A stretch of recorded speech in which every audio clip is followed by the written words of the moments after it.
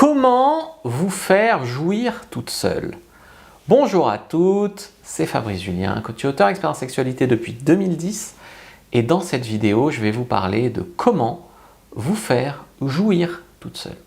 C'est un sujet super important, surtout à la lumière des questions que j'ai notamment dans mon club VIP pour femmes, où j'ai un club, une communauté de femmes qui peuvent interagir avec moi directement et c'est un problème relativement récurrent, on le sait, le lâcher-prise sexuel chez les femmes. C'est pour ça que j'ai écrit mon livre, Le guide du lâcher-prise sexuel. Et bien là, j'ai eu le cas par exemple récemment d'une membre qui me disait en gros qu'elle avait un mec qui voulait pas faire autre chose que venir chez elle à 21 h et baiser, donc il voulait pas aller boire un verre ensemble, il voulait pas aller au ciné, il voulait pas aller au resto, il voulait pas des trucs de couple, mais que cependant ce mec est le premier bon coup qu'elle a depuis plusieurs années, le premier avec qui elle jouit. Et elle me dit donc, bon après elle n'a pas fait des masses de rencontres non plus, mais elle me dit je suis tombée sur quelques mauvais coups, du coup lui je reste avec lui et même si moi je voudrais plus et que lui ne veut pas plus, je reste avec lui juste parce qu'il me fait jouir. Et je pense qu'elle n'a pas compris que le fait de jouir ou de ne pas jouir, effectivement l'homme peut te donner une stimulation, effectivement un homme qui tient au lit c'est bien, un homme qui fait les positions qui te plaisent c'est bien, mais au final ça part d'elle en fait, le plaisir, l'orgasme, le lâcher prise, tout ça c'est en elle. Et du moment où elle a débloqué ça en elle, ne serait-ce qu'avec ce plan cul, parce que tu vois, elle me dit oui, mais avec lui je suis à l'aise. Oui, mais tu es à l'aise. C'est toi qui es à l'aise. Tu vois, tu peux dire c'est lui qui me rend à l'aise. Alors effectivement, si le mec te met super mal à l'aise, tu sais que ça va pas le faire. Je veux dire, tu pourrais être à l'aise avec d'autres mecs. Maintenant que tu as débloqué le fait de jouir avec un mec, pourquoi tu n'essayes pas de jouir avec un autre mec plutôt que de rester dans une relation qui ne te convient pas juste parce que là tu as eu quelques orgasmes? Voilà, donc en fait c'est une problématique super récurrente chez les femmes, le lâcher prise sexuel, et beaucoup ont du mal à jouir et beaucoup pensent que ça dépend de l'homme. Alors ça dépend en partie de l'homme. La plupart des mecs, on le sait, ils ne savent pas faire un cuni, ils ne tiennent pas assez longtemps au lit. On le sait qu'il y a une partie qui dépend de l'homme, mais alors pourquoi certaines femmes peuvent se faire jouir toutes seules en masturbation par exemple? Ou peuvent monter sur l'homme et se servir de sa queue et se toucher et jouir quand même? Parce que le plus gros, c'est en elle, ça dépend d'elle, ça dépend de la femme, ça dépend de vous. Voilà, alors c'est responsabilisant, c'est pas culpabilisant, c'est responsabilisant. Alors tout d'abord, premier point, c'est même une question qu'on m'a posée, c'est est-ce que toutes les femmes peuvent jouir? Oui! Évidemment que toutes les femmes peuvent jouir. Ce qui m'amène au point numéro 2, mais alors qu'est-ce qui bloque? Qu'est-ce qui bloque la plupart des femmes? Et bien, ce qui bloque la plupart des femmes, c'est que cette personne peut-être est dans la honte, dans la culpabilité du sexe, n'a jamais eu une éducation à la sexualité et elle a tâtonné jusque-là, mais elle n'a pas tâtonné dans le bon sens. Et du coup, elle n'est jamais vraiment arrivée à vraiment se faire jouir, tu vois, à vraiment jouir et à vraiment prendre son pied. Peut-être que c'est pas sa faute, peut-être qu'elle a eu un trauma, peut-être qu'elle s'est fait agresser sexuellement quand elle était jeune et que du coup ça a tout bloqué chez elle. C'est possible, ça peut se soigner en thérapie. Peut-être que c'est un problème hormonal. Des fois, vous voyez à quel point les hormones peuvent entrer en jeu. Il y a des femmes qui, pendant la grossesse par exemple, vont avoir leur libido au plafond et jouir tout le temps, et puis il y a des femmes qui pendant la grossesse ne vont plus avoir d'orgasme alors qu'elles en avaient plein avant. Ça peut être un antidépresseur, comme en France on est un des pays qui en consomme le plus, je suppose qu'il y a certaines de mes auditrices qui sont sous antidépresseurs, alors c'est pareil, ou la pilule, c'est qui tout double, parce que c'est hormonal, ça a des impacts hormonaux, et ce qui est hormonaux ça influe la libido, et donc ça influe le plaisir, et donc l'orgasme. Donc ça peut venir effectivement de là. Ça peut venir de plein de causes en fait, qu'est-ce qui bloque. Peut-être que c'est la faute de l'homme, effectivement, peut-être que personne ne s'est jamais soucié du plaisir de cette femme qui a jamais joui, ou personne n'a été assez bon dans sa vie, peut-être qu'elle n'a pas non plus rencontré aussi assez de mecs pour avoir un échantillon représentatif, peut-être qu'elle s'est censurée elle-même, peut-être qu'elle n'a jamais osé demander ce qui lui plaisait au lit, peut-être que plein de choses en fait, tu vois. Peut-être qu'elle s'est jamais masturbée, peut-être que plein de choses. Voilà ce qui peut bloquer quoi. Alors, je continue. Donc, à quoi ça ressemble un orgasme? Parce que avant de dire je jouis pas, à quoi ça ressemble un orgasme? Bon. Eh bien, un orgasme. Donc c'est quand même difficilement descriptible, hein. On va décrire l'indescriptible. Donc il y a à la fois beaucoup d'énergie qui va dans la partie génitale, mais en même temps, ça diffuse en fait dans tout le corps en même temps, tu vois. Puis tu as une sensation de chaleur, d'énergie de vie, quoi, de chaleur. C'est quasiment impossible d'avoir un orgasme et d'avoir froid, quoi. Tu vois ce que je veux dire? Tu as des contractions pelviennes, quoi, de plancher pelvien. Donc chez l'homme, ça éjacule comme ça par spasme. Chez la femme, ça a tendance à contracter par spasme. Quand tu es dedans, quand tu es dans ton corps, tu ressens que tu montes. Un temps d'arrêt, de blocage, et ça vide, ça soulage.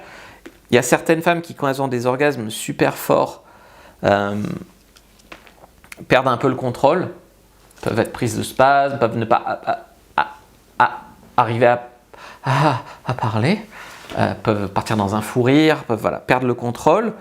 En fait, tout s'accélère, le cœur, la respiration, tout ça, et puis après, c'est relax. Tu vois, c'est un pic en fait.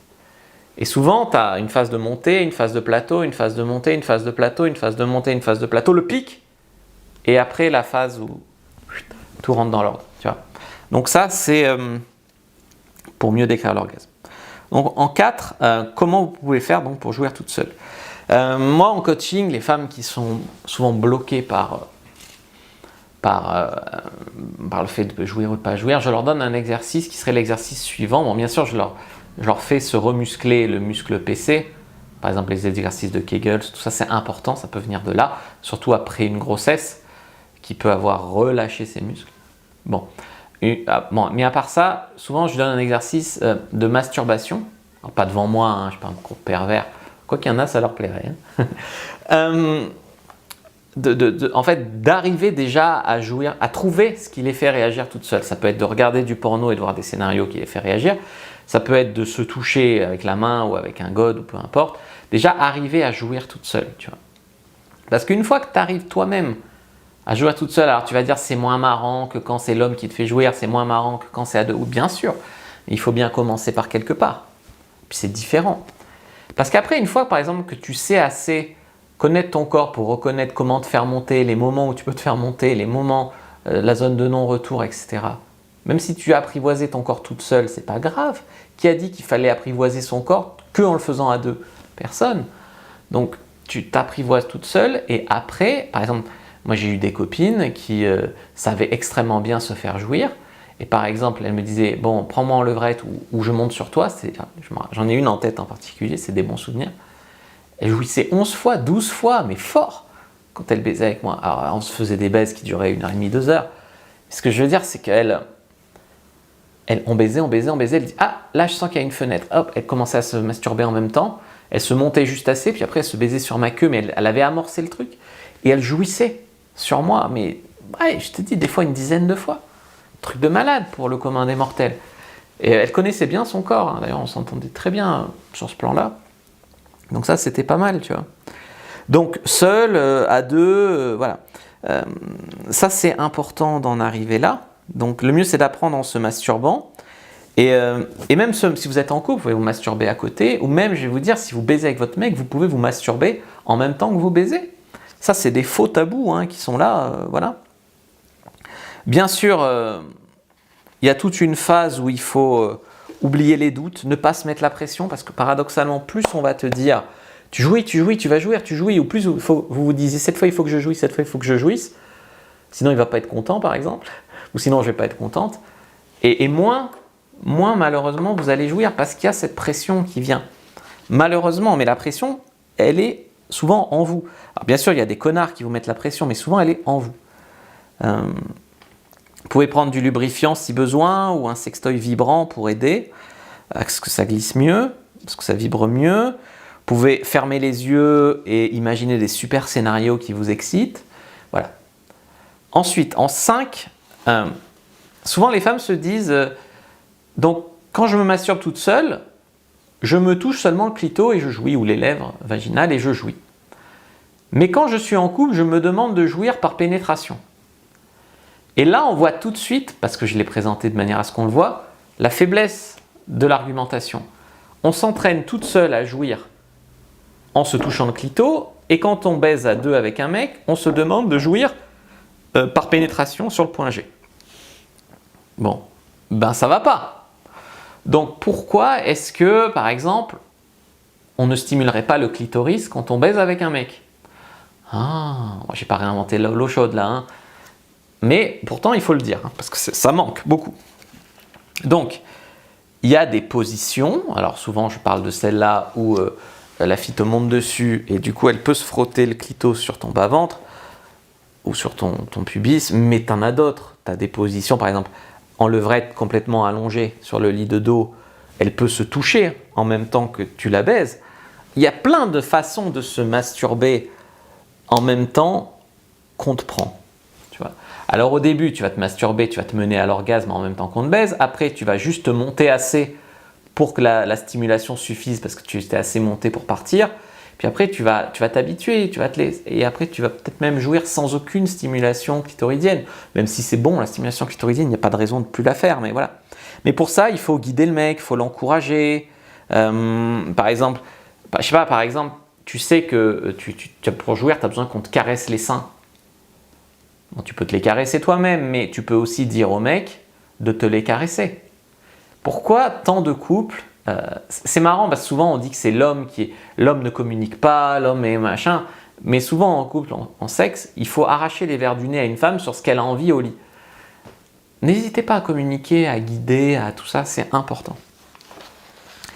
Et voilà, donc bien sûr les femmes ont des systèmes différents que les hommes. Souvent, les femmes, elles ont besoin de plus de cérébralité. Souvent, les femmes, elles ont besoin de plus de temps aussi pour monter que les hommes.